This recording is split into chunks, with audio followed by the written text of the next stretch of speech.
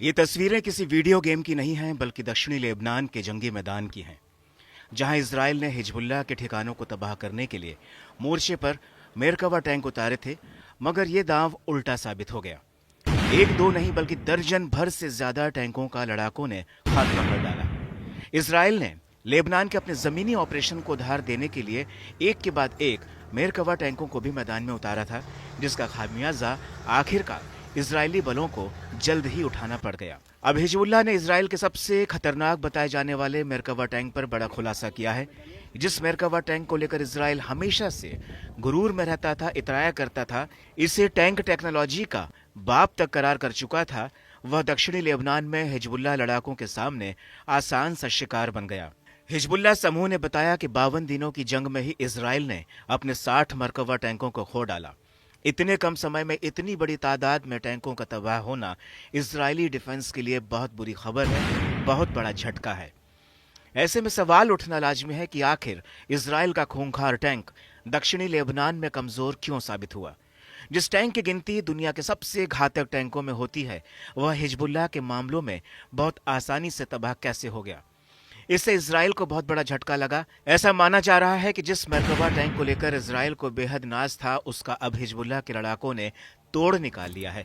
इससे इजरायली साख को भी बहुत बड़ी चोट पहुंचने का अंदेशा जताया जाने लगा है। मरकबा टैंक को इजरायली फोर्स की रीढ़ तक कहा गया था। गाजा के बाद इसे लेबनान में भी उतारकर इजराइल ने बड़ा दांव चला था, लेकिन जल्द ही नेतन्याहू का यह फैसला गलत साबित हुआ। हिजबुल्लाह लड़ाकों ने इजरायली बलों के साथ उसके मेरकवा टैंकों को भी बारूद की सुरंगों से उड़ाना शुरू कर दिया। आखिर मेरकवा टैंक लेबनान में हिजबुल्लाह के सामने बौना क्यों साबित हुआ, ये समझने से पहले इस टैंक की खास बातें जान लेते हैं। मेरकवा टैंक का 5वां वर्जन इजरायली सेना का सबसे आधुनिक और खतरनाक हथियार है। यह टैंक आधुनिक और तकनीक से लैस है। इसकी ऑपरेशन क्षमता और इसका 360 डिग्री एक्टिव डिफेंस सिस्टम इसे काफी मजबूत और ताकतवर बनाता है। इसमें डे नाइट कैमरे लगे हैं। इजरायली डिफेंस फोर्स का मरकवा टैंक AI से लैस है। यह हमला करने से पहले दुश्मन की पहचान करता है और उसके बाद उसको तबाह करने में देर नहीं लगाता है। इस टैंक को इस तरह से तैयार किया गया है कि यह खुद अपने आसपास के इलाकों की निगरानी कर लेता है। इन तमाम खूबियों के बावजूद इजरायली टैंक दक्षिणी लेबनान में हिजबुल्लाह के हमलों का शिकार हो रहे हैं। बताया जाता है कि लड़ाके मरकवा टैंकों को निशाना बनाने के लिए RPG का इस्तेमाल करते हैं। ये वो घातक हथियार हैं जो कम दूरी से दागे जाते हैं, लेकिन टैंक कवच को भेद सकते हैं। इन्हें अक्सर घात लगाकर हमला करने के लिए इस्तेमाल किया जाता है।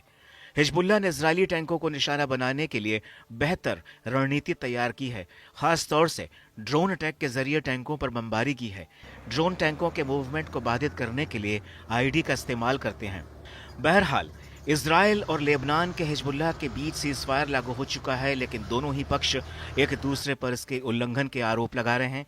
दावा है कि 2 दिसंबर को इजराइल ने लेबनान में अपना सबसे बड़ा हवाई हमला किया। इसमें कम से कम 11 लोगों की मौत हो गई। बताया जाता है कि इजराइल ने यह हमले लेबनान से हिजबुल्लाह के मोर्टार दागे जाने के बाद किए हैं। इन हमले के बाद युद्ध विराम के बने रहने को लेकर आशंकाएं उठने लगी हैं।